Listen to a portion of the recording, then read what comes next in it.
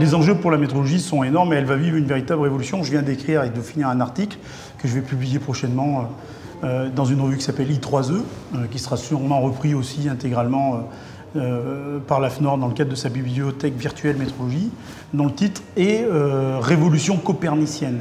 La métrologie est en train de vivre une véritable révolution copernicienne et elle est plus que nécessaire. Pourquoi elle est nécessaire ? Parce que les entreprises demain auront besoin d'exploiter leurs données.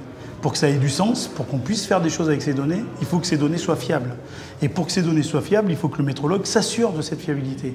Aujourd'hui, malheureusement, à mon grand regret, on s'occupe plutôt de la fiabilité des instruments de mesure. À savoir, est-ce que les plaquettes de la voiture sont conformes?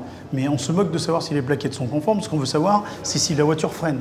Donc le rôle du métrologue va évoluer forcément pour s'intéresser à la fiabilité des données, donc à savoir si la voiture freine, parce que cette fiabilité des données est essentielle pour les algorithmes de l'intelligence artificielle, et l'intelligence artificielle est essentielle pour gagner en performance, gagner en compétitivité, mais aussi s'inscrire dans une démarche de développement durable. Aujourd'hui, on s'en sort avec des mesures moyennes, parce qu'on surexige ce dont on a besoin. Avec le big data, on pourra atteindre le juste nécessaire. Pour cela, il nous faut des données fiables. Et quand on aura atteint le juste nécessaire, on aura la capacité de fabriquer moins cher parce qu'on consommera moins de ressources. C'est donc pas simplement un problème de métrologie, c'est un problème de développement durable, c'est un problème d'écologie en général.